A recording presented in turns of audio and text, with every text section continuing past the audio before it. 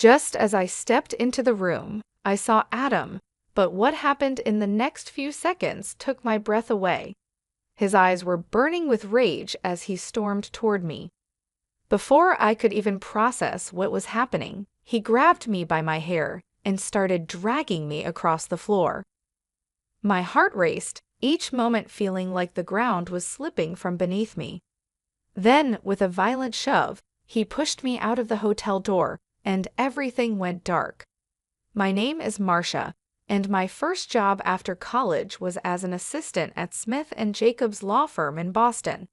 It was always busy, with phones ringing nonstop, and I loved the fast pace. It kept me alert while I was still learning my way around. That's when I met Adam. He worked in the purchasing department, which was close to the legal offices. One day, I saw him arguing on the phone about a delayed shipment. After hanging up, he caught me watching and said, "Suppliers," rolling his eyes. "Tough day?" I asked with a smile. "Every day is a battlefield here," he replied.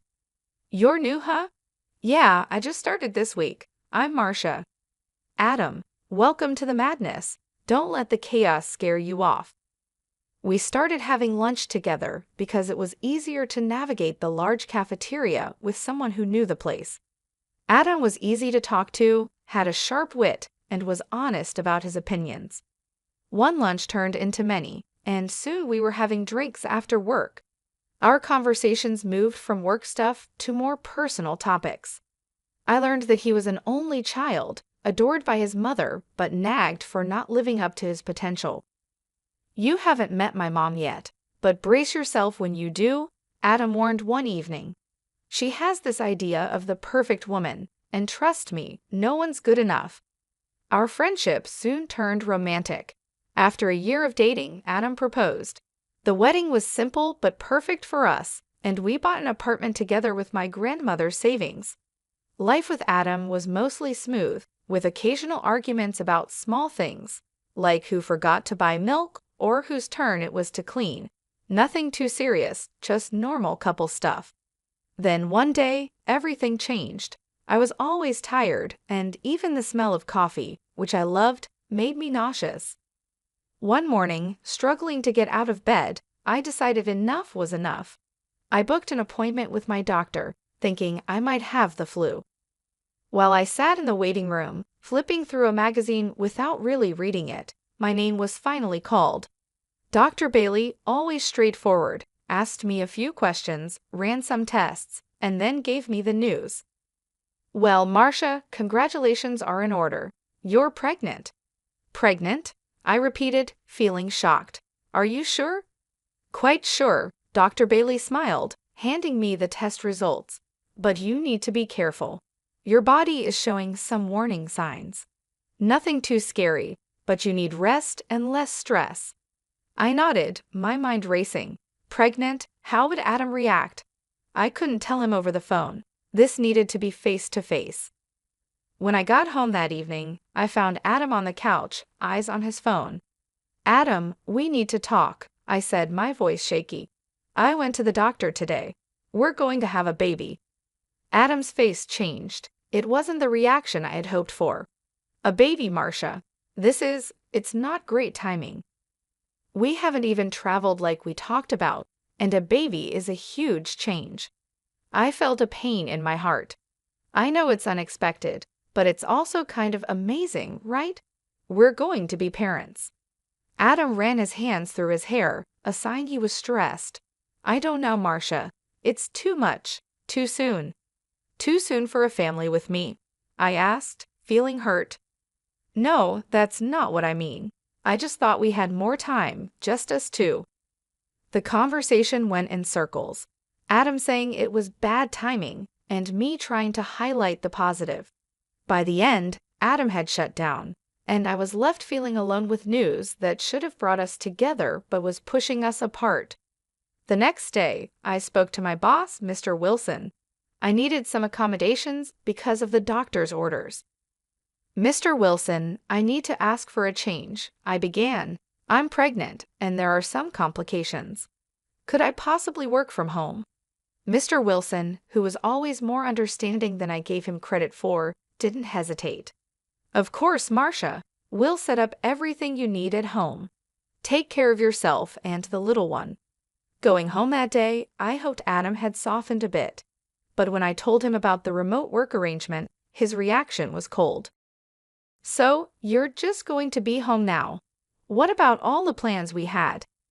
I thought you'd be happy I found a way to keep the stress down, I said, trying to stay calm. Marcia, you're not listening. I said it's too soon for all this, Adam snapped back. I went to bed early that night, feeling the distance between us grow. As I lay there, the reality of my situation sank in. This journey was going to be tougher than I thought. The air in our apartment felt heavier every day, like a cloud hung over us even if the sun was shining outside. Adam's affection seemed to fade quickly. He became more distant and irritated by the small changes in my life because of the pregnancy. He said he felt neglected, like he was second to my health and the baby's needs. His mother, Mrs. Andrews, was no help either. She called one afternoon, her voice as cold as winter. Marcia, this child is not the right time. You should be focusing on supporting Adam, not dragging him into fatherhood, she said. I clenched the phone tighter, fighting back tears. It's not like I planned this by myself, Mrs. Andrews. It's our child, not just mine. There are options, you know. You're choosing the most selfish one, she said, her words cutting deep. As if that wasn't enough, Adam's behavior changed even more. His cologne was masked by another scent, a woman's perfume, unfamiliar and sweet, clinging to his clothes. The first time I smelled it, I convinced myself it was a mix-up at the dry cleaner. But then it happened again and again. He also started staying out late, mumbling about needing to catch up on work, and his weekends were suddenly filled with business trips. It was too much to be a coincidence. I held my tongue, not wanting to believe the worst, but doubt had been planted. That Saturday, when Adam mentioned another business trip, I reached out to Eric, an old classmate who now worked as a detective. We met at a small cafe where we could talk privately. Eric slid a folder across the table to me. I got what you asked for, Marcia. Are you sure you want to see this? I nodded, unable to speak, and opened the folder. The photos were clear and unmistakable. There was Adam, and with him another woman. I recognized her from his office, a new hire he had mentioned in passing. Marcia, I'm sorry, Eric said, his voice low. There's video too. It's consistent. My heart sank to my feet. Thanks, Eric, I needed to know. I went home feeling numb, carrying the folder as if it were made of lead. As I turned the key in the lock, the door swung open. Mrs. Andrews stood there, her face twisted in disapproval. I came to see how you are. Adam said he's worried about you. I know about Adam. He's not on a business trip. He's with someone else, I said. She scoffed, her defense quick and sharp. You're driving him away. Always sick, complaining, needing things. What man wants that? That's no excuse for cheating, I shot back, anger rising. And do you think having his baby will fix things? No one in the family wants this child, Marcia. Only you, she said, her words like a physical blow. Get out, I said, my voice trembling. She threw her hands up and stormed out, slamming the door behind her. The silence afterward was deafening. I sat on the couch, feeling numb and hollow. 30 minutes felt like an eternity, each second passing with heavy pain, echoing the throbbing in my heart. My mind was racing, but a dreadful resolve settled over me. I had to face Adam and see the truth with my own eyes. Eric had given me all the details I needed. The Grand View Hotel, room 546. His voice had been filled with reluctant professionalism. My hands shook slightly as I parked the car and walked into the hotel lobby, my stomach in knots. I took the elevator, my heart pounding in my ears with each floor it passed. When the doors opened, I stepped out into a brightly lit hallway that felt too cheery for what I was about to do. Room 546 was just down the hall. As I approached, I could hear laughter and the clinking of glasses. My hand trembled as I knocked on the door. Room service must be here with the champagne. I heard a woman's voice, chirpy and carefree. After a few seconds that felt like hours, the door swung open. Adam looked out, his expression changing from anticipation to shock in an instant. Marcia, what? How did you find me? I know everything, Adam, I said, my voice stronger than I felt. Without waiting for an invitation, I pushed past him into the room. The sight that greeted me was like a slap. There she was, his mistress, half-dressed and scrambling to cover up, as if modesty meant anything now. Adam recovered from his initial shock, and his face hardened. Why are you here, Marcia? To spy on me? To beg? No, Adam. I'm here to see the truth, I replied, my voice steady despite the turmoil inside. I echoed in disbelief, feeling a bitter laugh rise in my throat. I came for the truth, not that you'd know anything about that. He scoffed, stepping closer. You want the truth? Here it is. I'm not happy with you anymore. You're always so wrapped up in yourself and this baby. His mistress, now somewhat dressed, smirked and added, maybe if you paid more attention to him, he wouldn't be with me. Her words stung, but it was his agreement, the nod he gave her, that twisted the knife deeper. Yeah, you should be thanking us. We're just waiting for your baby to be born, then I can finally move on properly. The room spun around me, and a sharp pain stabbed through my abdomen. I doubled over, gasping, the shock and pain mingling into a nauseating swirl. Adam, I think something's wrong, I managed to say, my voice a whisper of desperation. Please call an ambulance. He and his mistress exchanged a quick, dismissive glance, then he turned back to me. You're probably just overreacting, like always. They dressed quickly, stepping over me as if I were just another obstacle in their path. The last thing I saw before darkness claimed me was the closing door, its click echoing ominously in the cold, empty room. I woke up to the gentle yet urgent voice of a maid trying to rouse me. Ma'am, can you hear me? Her face swam into view as I blinked away the darkness clouding my vision. The pain was still there, a dull ache that seemed to echo through my entire body. Where am I? My voice sounded hoarse, foreign, even to my own ears. You're still in the hotel room, dear. I found you on the floor. I'm calling an ambulance now. True to her word, the next thing I knew, I was being wheeled through the emergency room. The hospital lights were harsh and blinding as nurses and doctors swarmed around me, their voices a cacophony of concern that I could barely comprehend.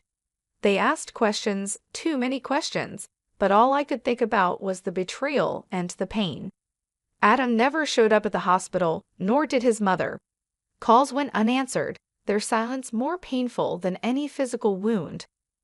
By the time the doctor came with the news that I had lost the baby, the grief was so heavy, so overwhelming, it was all-consuming. I could barely stop myself from screaming. The loss was not just a personal tragedy. It felt like an injustice, one that Adam, his mistress, and his mother had all played a part in. They had abandoned me, leaving me alone at my most vulnerable. Bitterness and anger brewed inside me like a storm. After what felt like an eternity, the hospital discharged me. I drove straight to our apartment and began packing Adam's things. Each shirt I folded, each sock I threw into the box, felt like cutting ties. With his belongings piled in the trunk of my car, I drove to Mrs. Andrews' house. I didn't bother with niceties. I unloaded his things right in the driveway, letting them fall wherever they may. I didn't knock, I just walked in. Mrs. Andrews was sitting in the living room, a look of resignation on her face. She knew why I was there. Marcia, she started, her tone weary, you should just leave. Take what dignity you have left. Dignity? I laughed, but there was no humor in it. You think I came here for a lecture on dignity from you? He's my son. I stand by him, and he will be better off without you, she said bluntly. He has excellent lawyers. You'll only embarrass yourself. At that, something snapped inside me. Do you even care that your grandchild is gone? That your son left me alone in a hotel room to lose his child?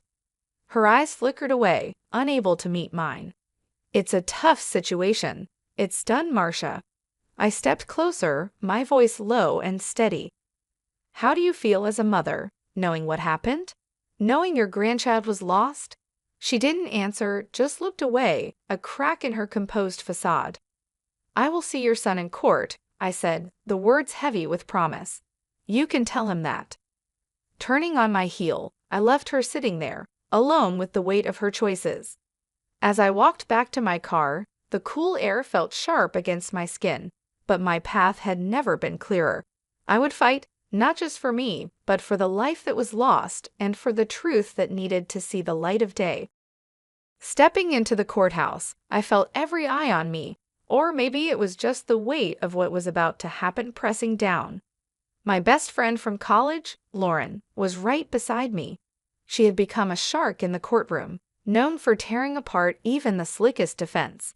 When I told Lauren everything, she didn't hesitate. "I've got this, Marcia. And don't worry about the fees. This one's on me," she said, her voice fierce and reassuring. We sat at our table, papers neatly arranged, evidence ready.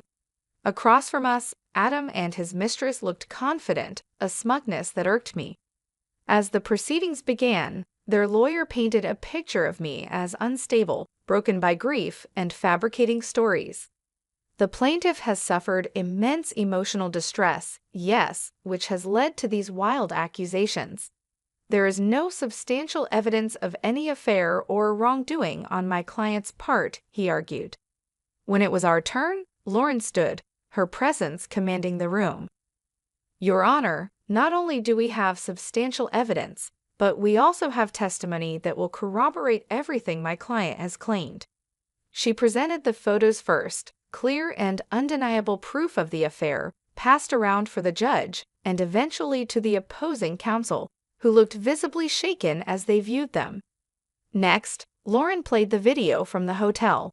The room fell silent as the scene played out, me entering the hotel, then Adam and his mistress laughing and hugging, leaving the hotel without a hint of concern. "But that's not all," Lauren continued. She called the maid who found me to the stand. Her testimony was simple but powerful. "I found her on the floor, unconscious. They were gone. She could have died."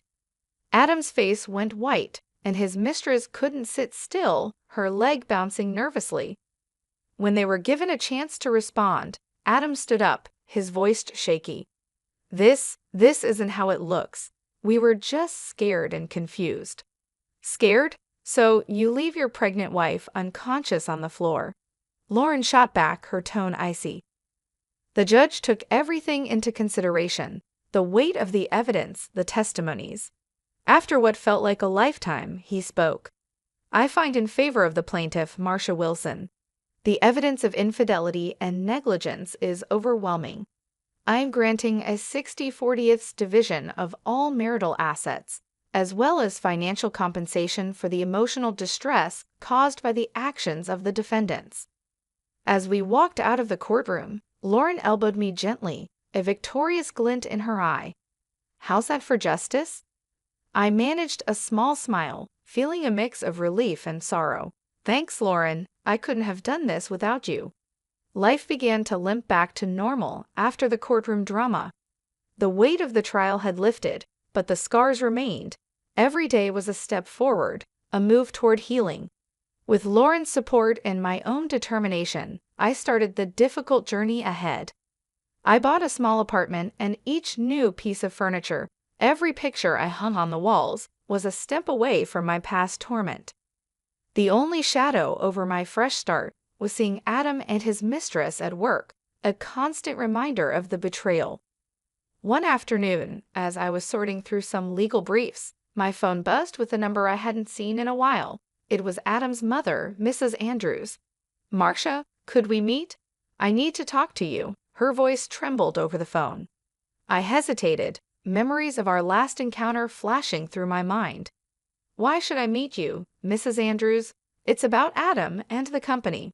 Please, I wouldn't ask if it wasn't important." Curiosity piqued, and with a bit of old loyalty to the company that had stood by me, I agreed. We met at a small cafe, away from prying eyes. She looked worn, her eyes rimmed with red, as if she had been crying. "Adam, he's not the boy I raised anymore," she started, not meeting my eyes. "He and that woman. They're planning to cheat the company, sell off assets, and force me out of my home." Her words hung heavy between us. I was still processing when she grabbed my hand, her grip surprisingly strong. "Please, you're the only one I can trust to stop this." The plea in her eyes was real, but so was my reluctance. "Mrs. Andrews, your family drama is not my business anymore." "It's not just family, Marcia. It's your company, too. They're planning something big. It could ruin everything." Her urgency struck a chord. I was, after all, part of that company. It had given me a chance when I was just a college grad, and many of my colleagues were like family. "All right, I'll look into it," I conceded, more for the company than for her.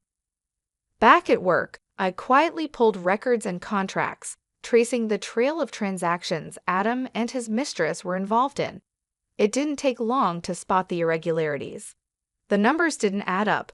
Goods were being purchased at inflated prices, far above market value.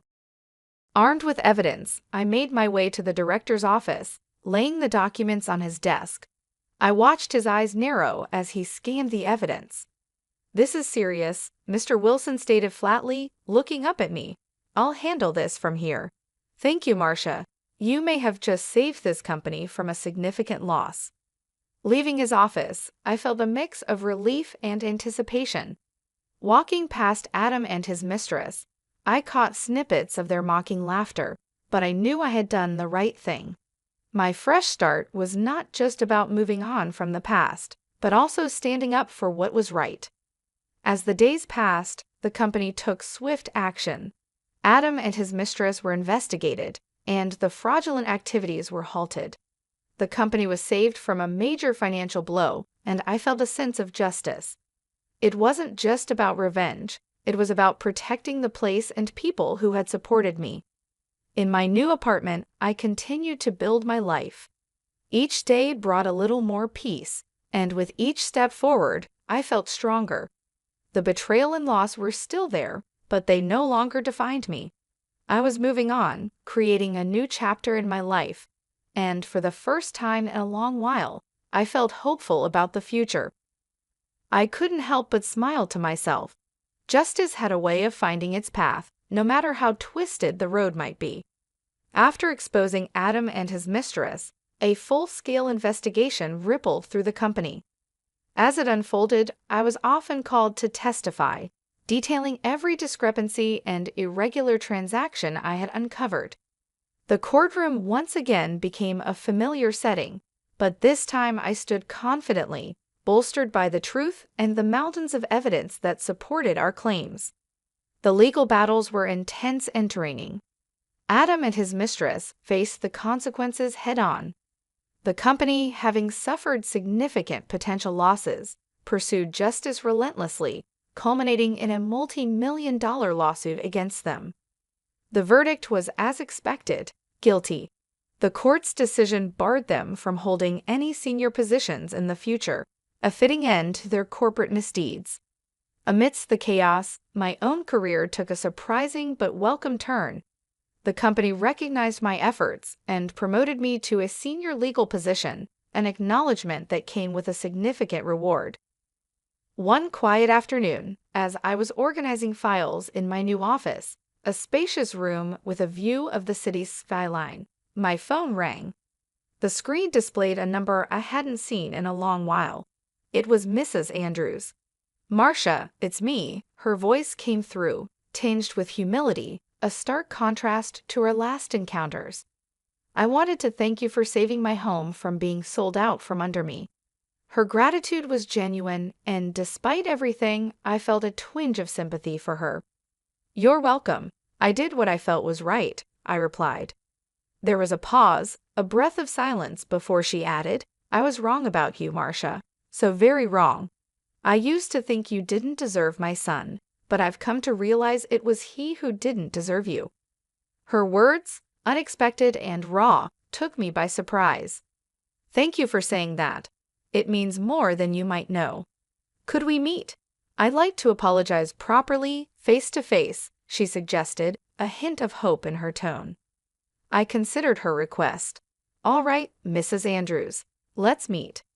We decided on a quiet cafe, neutral ground for what was to be a frank conversation. Sitting across from her, I saw the changes the months had wrought on her. Gone was the haughty demeanor, replaced by a somber reflectiveness. Marcia, I'm sorry for everything. I was blinded by my own expectations, my own desires for Adam, she began, her voice trembling slightly. I nodded, allowing her to continue.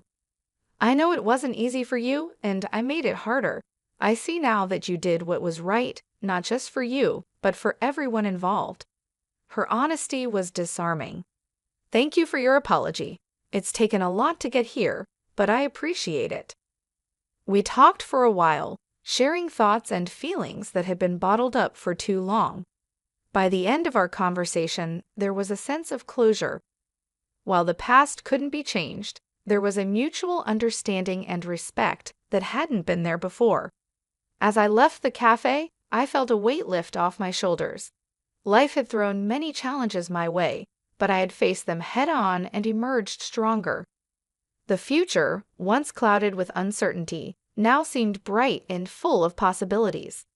Thank you so much for watching and being a part of this story. If you enjoyed it, I'd love to hear your thoughts in the comments below. Don't forget to give it a thumbs up if it resonated with you, and make sure to subscribe to my channel for more stories just like this. And to stay updated on all my new content, click the notification bell so you never miss a video. I truly appreciate your support.